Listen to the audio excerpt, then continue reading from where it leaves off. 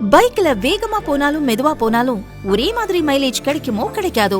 ஆனா அல்ட்ரா டியூரா ஃபிளேம்ல அதிக வெப்பத்துல சமைச்சாலும் எத்தனை பர்னர்ல சமைச்சாலும் 70% எரிவாயு சேமிக்கும். வேகமாவும் சமைக்கலாம், காசு மிச்சம். Ultra டியூரா flame.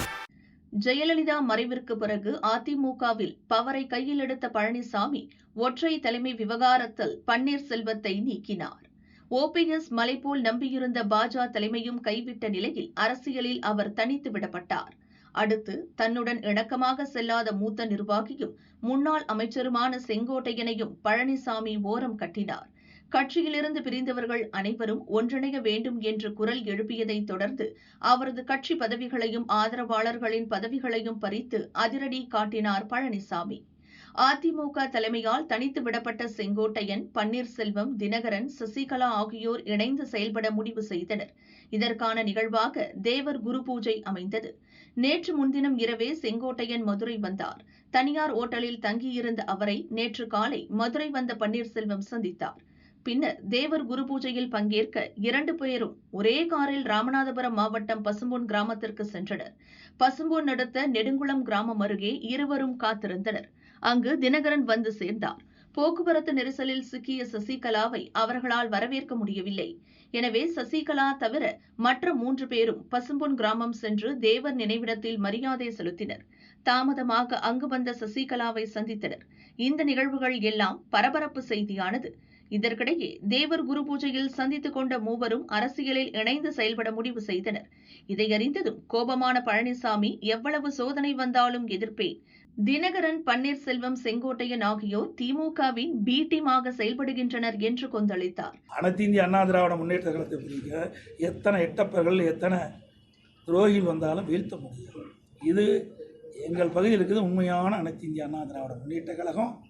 பொன்மனச்செம்மல் புரட்சித் தலைவர் எம்ஜிஆர் காலத்திலிருந்து இன்று வரை அணிபெறலாமல் இருக்கின்றவர்கள் இங்கே அமர்ந்திருக்கின்றார்கள். இவங்க 3 பேர் ஒன்றிணைந்து வந்தது அரசியல் வியூகமாக பார்க்குறீங்களா, இல்லை சும்மா ஒரு நாள்? அது ஒன்றும் இல்லை, வீணாக போனது. அதை பற்றி பேசி என்ன பேர் வேஸ்ட்டு, பேசுகிறதே வேஸ்ட்டு, கால நேரம் தான் வீண். அதிமுக பலவீனம் அடையாது சார். எதுக்கு பலவீனம் ஆகுது? எப்படி பலவீனம்? உங்களையும் ஏற்கனவே சவுத்தில் பலவீனமாக இருக்கு. யார் நீங்கள் சொல்லலாம்? சவுத்தில் பலவீனம் யார் சொன்னது? அதெல்லாம் நீங்களா ஒரு கற்பனை கண்டி பேசாதீங்க.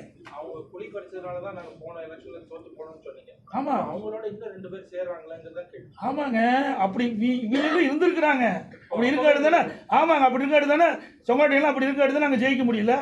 அந்தியூரில் ஏன் ஜெயிக்க முடியல? அதெல்லாம் அதிமுக கோட்டைங்க. சேவலே ஜெயிச்சது அதிமுக. 2ஆக பிரிகின்ற பொழுது மாண்பு அம்மா தலைமையில் நாங்கள் சேவல் சின்னத்தில் போட்டிக்கிட்டு நான் அப்படி ஜெயித்தேன். அப்போது அதிமுக சார்பாக பெரியசாமி என்ற ஒரு எம்எல்ஏ வெற்றி பெற்றார். தனியாக இருக்கும்போது அப்படிப்பட்டதில் 1020 ஓட்டில் தோற்று.